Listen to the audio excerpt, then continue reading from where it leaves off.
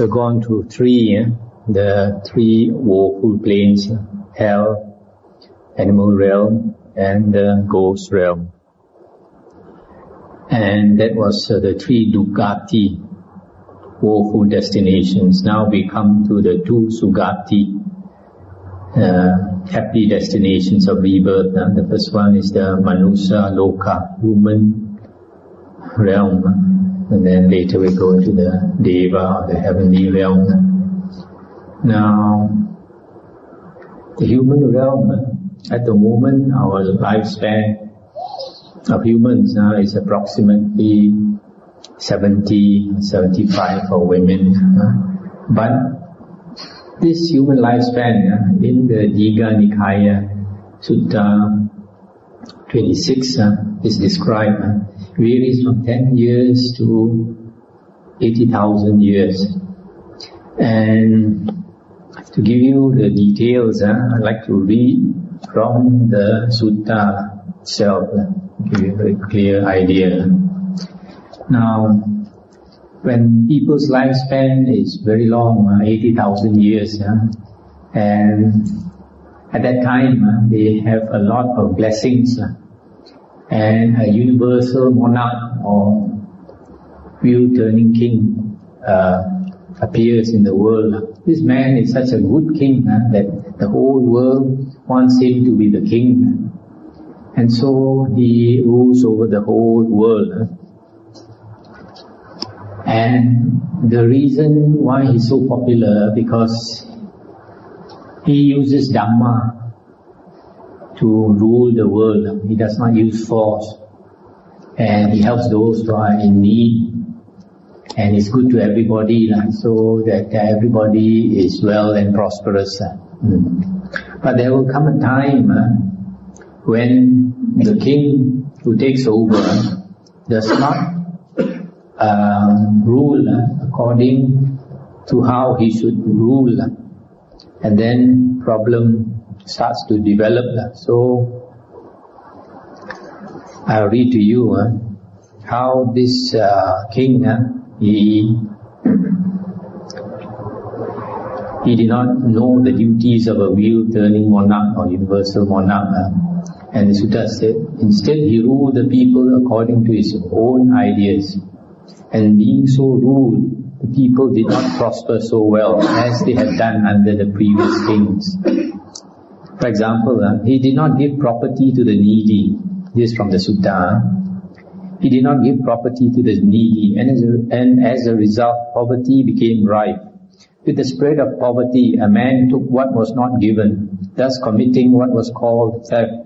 They arrested him and brought him before the king, saying, Your Majesty, this man took what was not given, which we call theft. The king said to him, Is it true that you took what was not given, which is called theft? And he said, It is, Your Majesty. Why? Your Majesty, I have nothing to live on. Then the king gave the man some property, saying, With this, my good man, you can keep yourself, support your mother and father, keep a wife and children, carry on a business, and make gifts to ascetics and Brahmins, which will promote your spiritual welfare and lead to a happy rebirth with pleasant result in the heavenly sphere. Very good, Your Majesty, replied the man. And exactly the same thing happened with another man. Then people heard that the king was giving away property to those who took what was not given, and they thought, suppose we were to do likewise. And then another man took what was not given, and they brought him before the king. The king asked him why he had done this, and he replied, Your Majesty, I have nothing to live on. Then the king thought, if I give property to everybody who takes what is not given, this theft will increase more and more. I had better make an end of him, finish him off once for all, and cut his head off. So he commanded his men, bind this man's arms tightly behind him with a strong rope, shave his head closely, and lead him to the rough sound of a drum through the streets and squares and out through the southern gate, and there, by inflicting the capital penalty and cutting off his head. And they did so. Hearing about this, people thought, now let us get sharp swords made for us, and then we can take from anybody what is not given. We will make an end of them, finish them off once for all, and cut off their heads. So having procured some sharp swords, they launched murderous assaults on villages, towns and cities, and went in for highway robbery, killing their victims by cutting off their heads. Thus, from the not giving of property to the needy, poverty became rife. From the growth of poverty, the taking of what was not given increased. From the increase of theft, the use of weapons increased. From the increased use of weapons, the taking of life increased.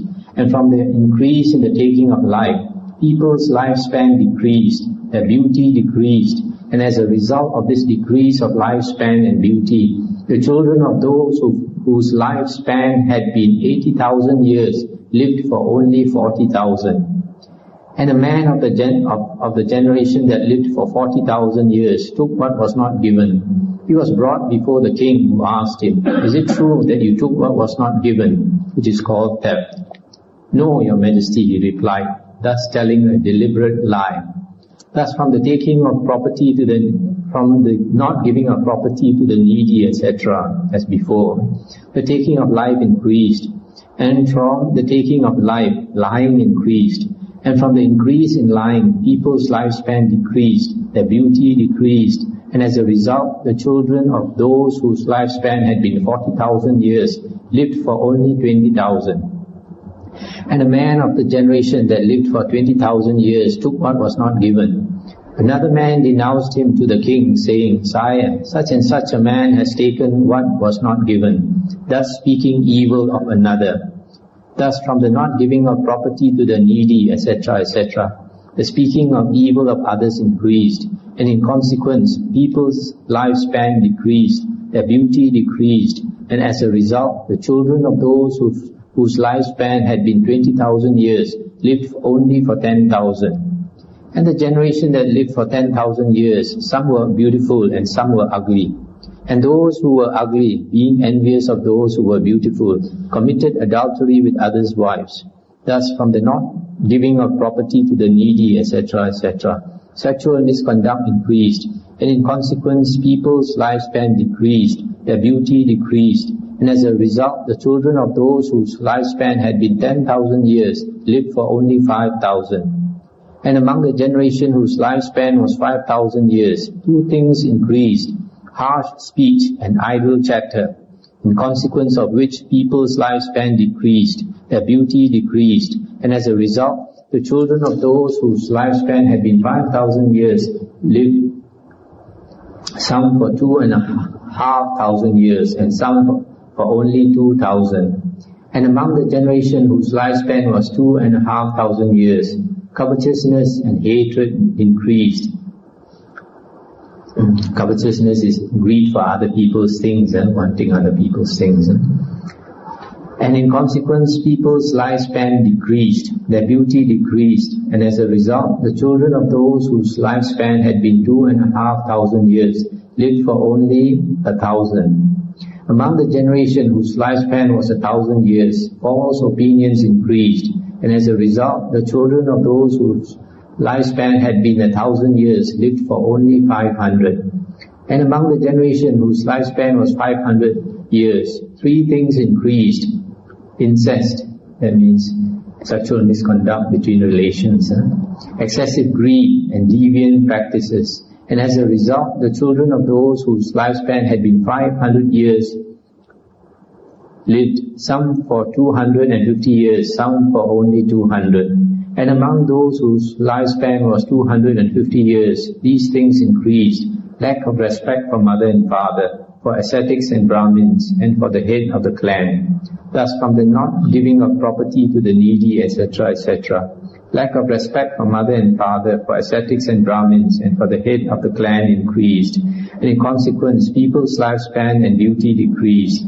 And the children of those whose lifespan had been 2.5 centuries lived for only 100 years. Monks, a time will come when the children of these people will have a lifespan of 10 years, and with them girls will be marriageable at 5 years old, and with them these flavors will disappear: ghee, butter, sesame and salt. Among them, kudrusa grain will be the chief food, just as rice and curry are today. And with them, the 10 causes of moral conduct will completely disappear, and the 10 causes of evil will prevail exceedingly. For those of a 10-year lifespan, there will be no word for moral. So how can there be anyone who acts in a moral way? Those people will have no respect for mother or father, for ascetics and Brahmins, for the head of the clan, will be the ones who enjoy honor and prestige. Just as it is now, the people who show respect for mother and father, for ascetics and Brahmins, for the head of the clan, who are praised and honored, so it will be with those who do the opposite. Among those of a 10-year lifespan, no account will be taken of mother or aunt, of mother's sister-in-law, of teacher's wife, or of one's father's wives, and so on. All will be promiscuous in the world, like goats and sheep, fowl and pigs, dogs and jackals. Among them, fierce enmity will prevail one for another, fierce hatred, fierce anger, and thoughts of killing. Mother against child, and child against mother, father against child, and child against father, brother against brother, brother against sister. Just as the hunter feels hatred for the beast he stalks. And for those of a 10-year lifespan, there will come to be a short interval of 7 days, during which they will mistake one another for wild beasts. Sharp swords will appear in their hands, and thinking there is a wild beast, they will take each other's lives with those swords. But there will be some beings who will think, let us not kill or be killed by anyone. Let us make for some grassy thickets or jungle recesses or clumps of trees or rivers hard to ford or inaccessible mountains, and live on roots and fruits of the forest. And this they will do for 7 days. Then at the end of the 7 days, they will emerge from their hiding places and rejoice together of one accord, saying, good beings, I see that you are alive. And then the thought will occur to those beings, it is only because we became addicted to evil ways that we suffered this loss of our kindred. So let us now do good. What good things can we do? Let us abstain from the taking of life. That will be a good practice. And so they will abstain from the taking of life, and having undertaken this good thing, will practice it. And through having undertaken such wholesome things, they will increase in lifespan and beauty. And the children of those whose lifespan was 10 years will live for 20 years.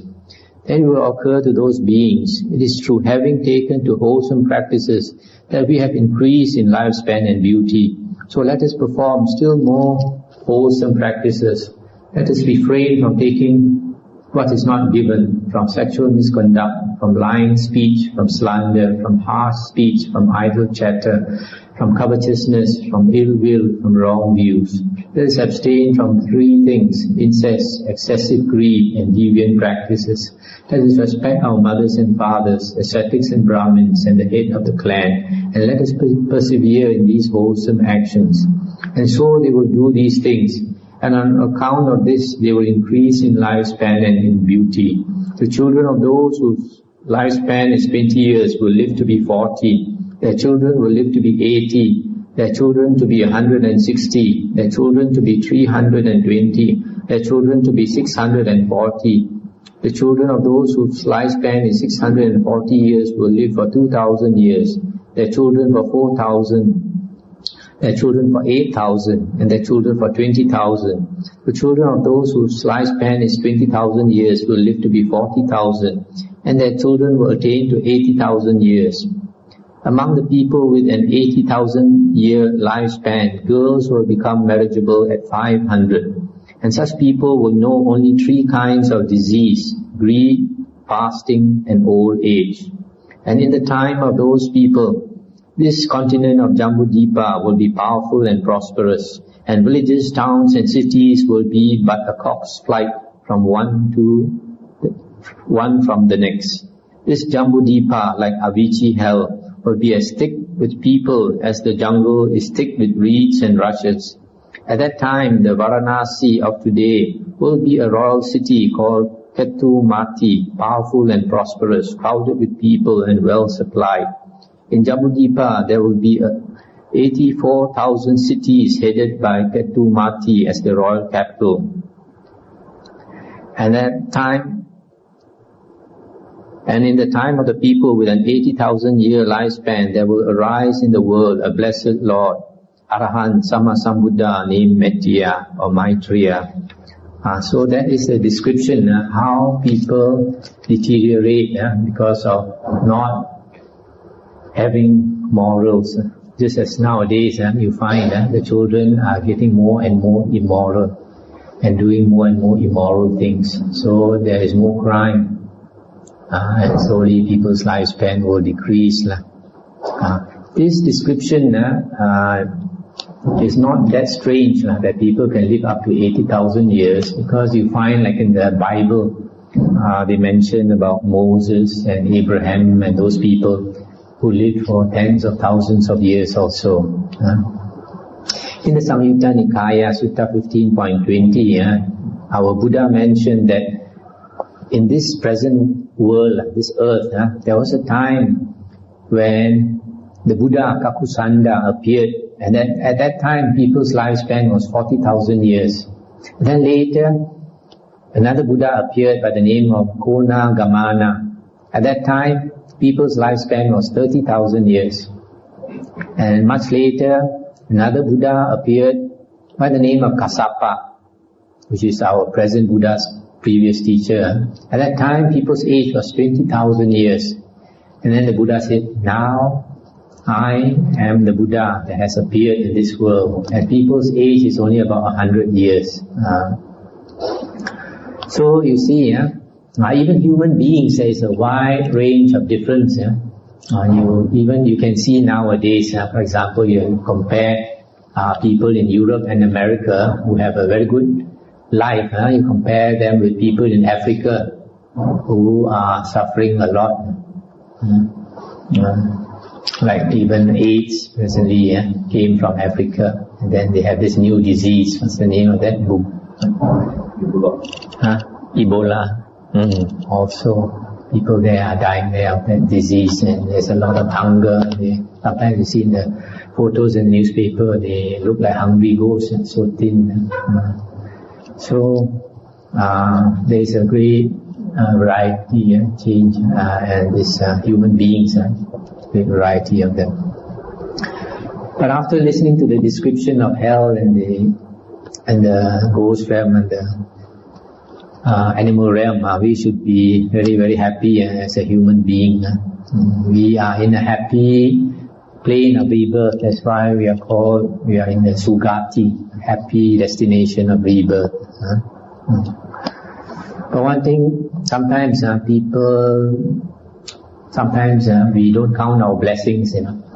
Recently I tell you a real story of a Malaysian man. Now we have economic recession. So this man, he was a businessman.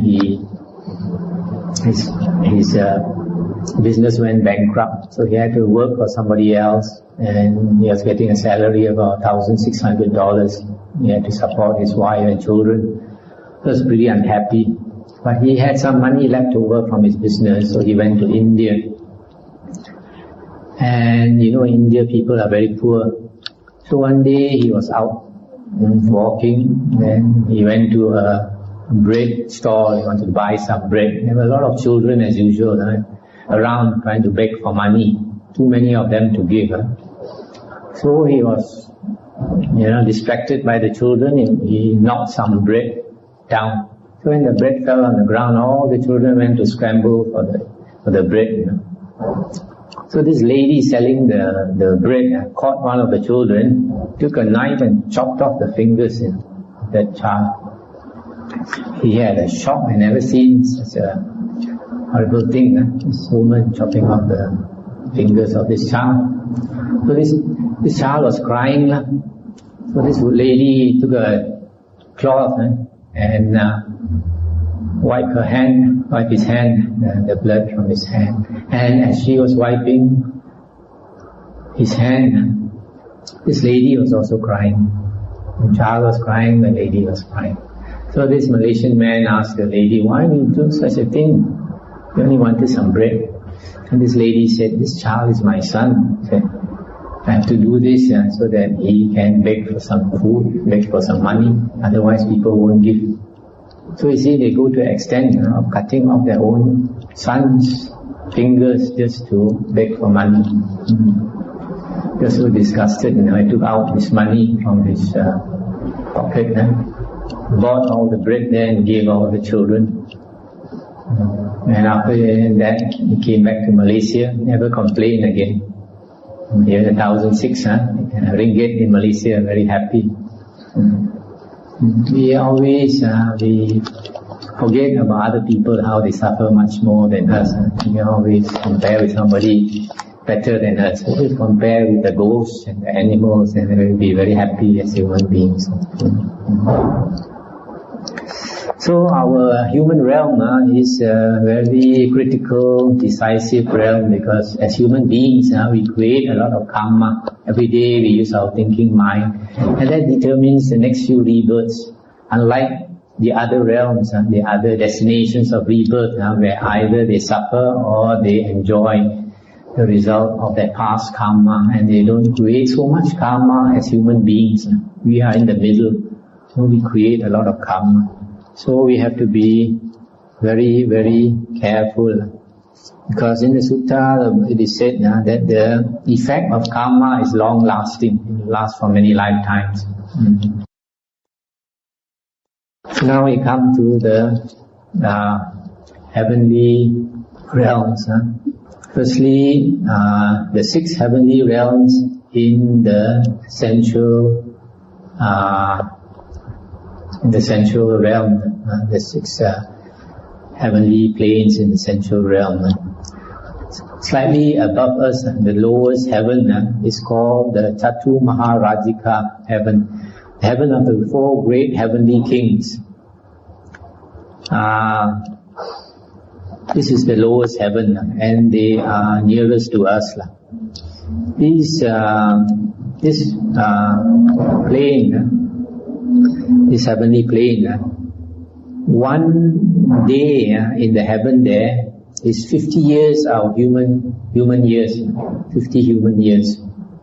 You see, our human day in the world, one day is the sun turning, the sun going around, actually our earth turning around its axis. So we see the sun rising in the morning, and then it sets in the evening, and then the next morning it appears again. That is one day. That is just the world turning on its axis. As far as the devas in the higher, they are not. Some of them are not affected by this. So the lifespan of the 4 great heavenly kings is 500 celestial years. In terms of human years, it is 9 million human years. So long. That is why the Buddha said that as a human being, the happiest state you can be is to be a universal monarch, where you rule over the whole world, either as a king or as a queen. That is the happiest existence you can have. At that time, also the longest for a human being, 80,000 years. And yet, the 80,000 years is nothing compared to the lowest Deva realm, which is 9 million human years, so long.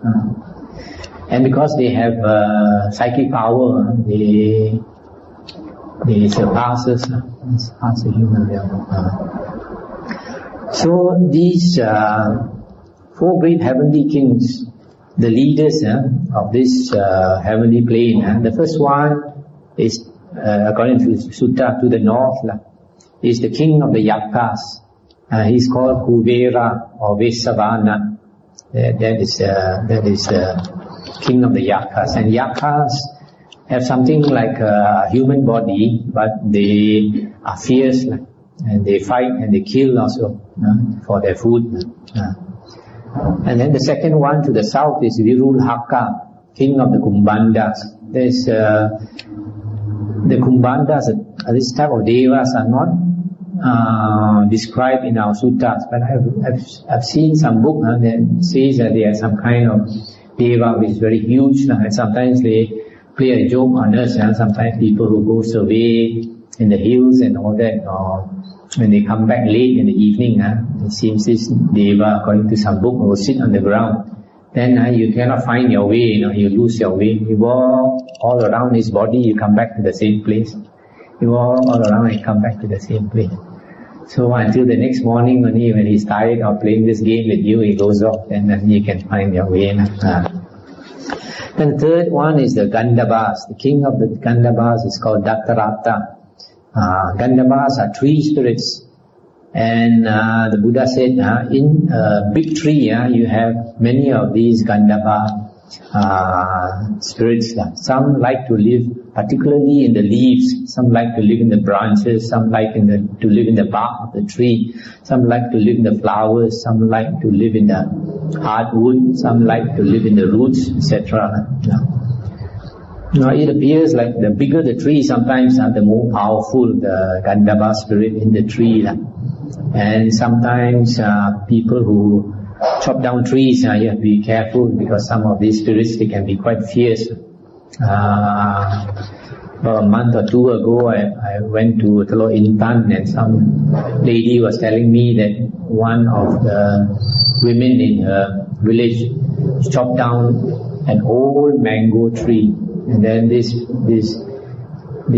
spirit in the tree was very angry with her and possessed her, and she became like mad.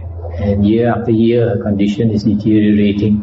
Went to see doctor, couldn't do anything. Even went to see Bomo and other type of this witch doctor. But this spirit was so fierce that they couldn't do anything to help. And then the fourth one is the king of the Nagas by the name of Virupaka. Nagas are snake spirits. So these are the four main kings in this plane of the four great heavenly kings. There are other lesser Devarajas, king of the Devas. And then probably inside this group, which is not mentioned also, you have these earth Devas, river Devas, sea Devas, mountain Devas, cloud Devas, then Garudas. Garudas are these bird Devas, sometimes called Supana. According to the Buddha, this cloud and tree Devas are more straightforward, whereas like the snake spirits and the Garudas, the bird spirits, they are more crooked, more fierce. And sometimes these Devas, even though they are so fierce, they also, some of them like to listen to the Dhamma. Now, it is also mentioned by the Arahant Moggallana, because he had great psychic power, that in the middle of the ocean, he could see mansions in the middle of the ocean, lasting a world cycle. They are shining, where these iridescent sea nymphs dance in complex, intricate rhythms.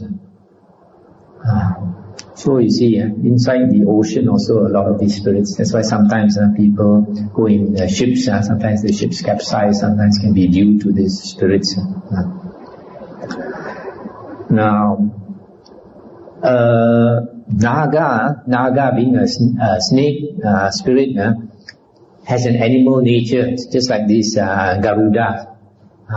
Even though they are considered in the heavenly plane of existence, some of them have an animal nature like this Naga. There was a time during the Buddha's time, one Naga, snake spirit, he took the form of a human being because he was ashamed of his snake body, because they have psychic power, they can change their form. So he took the form of a human being and became a monk.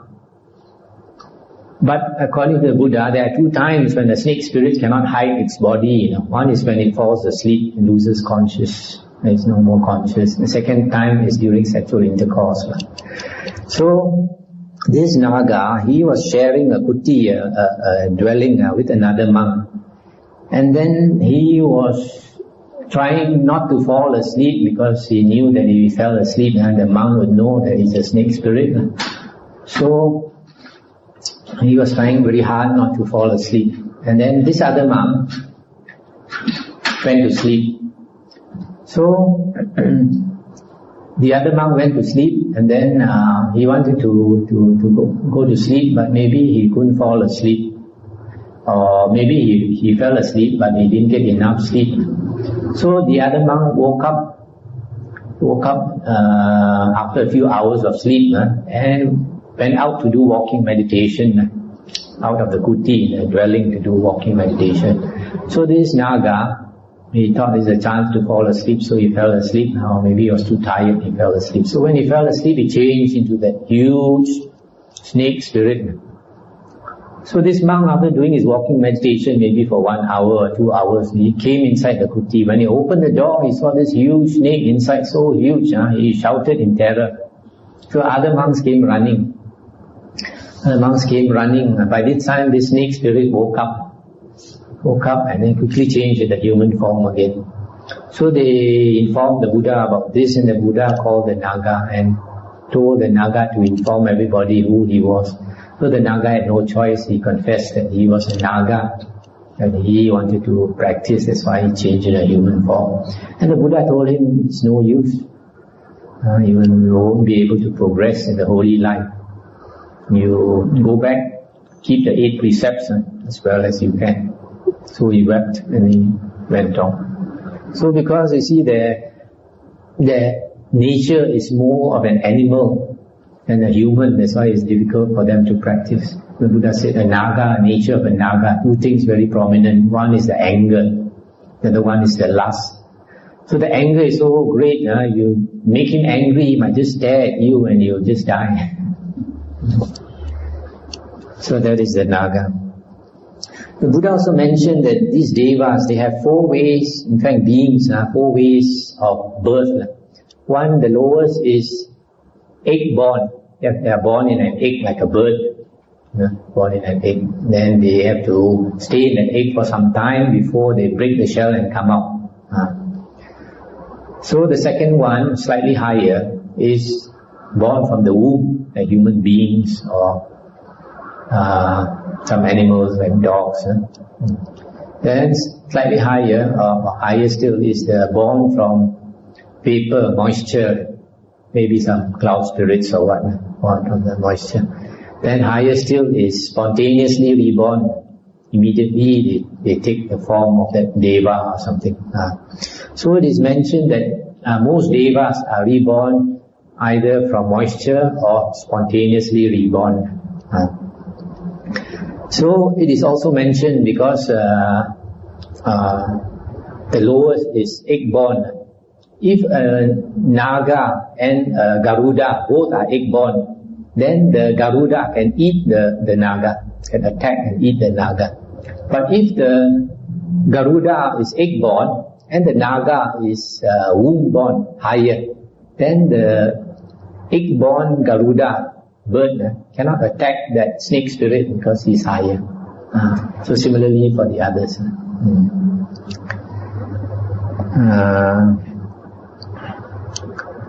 Now, in the suttas, it is mentioned the Buddha advised lay people to keep the 8 precepts on the Uposatha days, what we call the 8th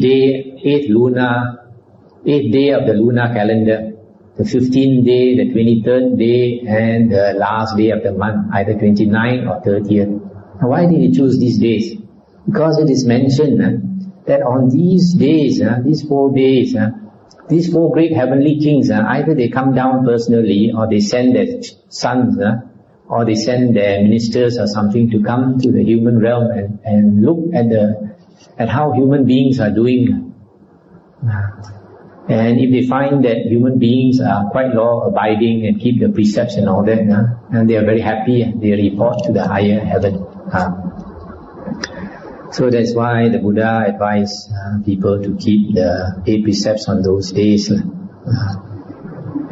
the Buddha also said, if we want to be reborn in heaven, keeping the 8 precepts helps a lot. If we constantly keep the 8 precepts, the chances of being reborn in a heavenly plane is very great.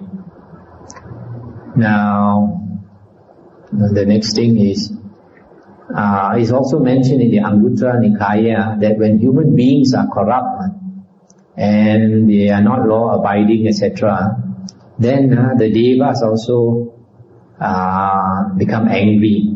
And on those times when it should rain, they can stop the rain. And when it doesn't rain at the right season, sometimes there is famine and people die. And also it's mentioned that when human beings are corrupt and not law-abiding, they can also let loose some very fierce yakas, fierce heavenly beings, which can also cause havoc in the human realm and people can die. It's also mentioned in the Digha Nikaya that devas can influence human beings to stay near them. If there are a lot of devas in a certain place, they can attract human beings, influence our minds to stay near them. Those powerful devas will attract powerful human beings. And similarly for other types of devas. Now, there is a sutta where one night, about 60 devas came to visit the Buddha. And they came to pay homage to the Buddha, talk to the Buddha. After that they left. And the Buddha was in his kuti, a small kuti. And yet they came and conversed with the Buddha. And the Buddha told his monks later that the reason why they were able to come was because 60 of them occupied a space no bigger than the point or the head of a needle. The point of a needle. Because of their psychic power, they can all come to one point, and yet they don't feel crowded. In one sutta also in the Anguttara Nikaya, there was a lady by the name of Nandamata. One night she was chanting, doing some chanting, and this king Vesavana, king of the Yakas, flew by and heard her chanting, came down to talk to her.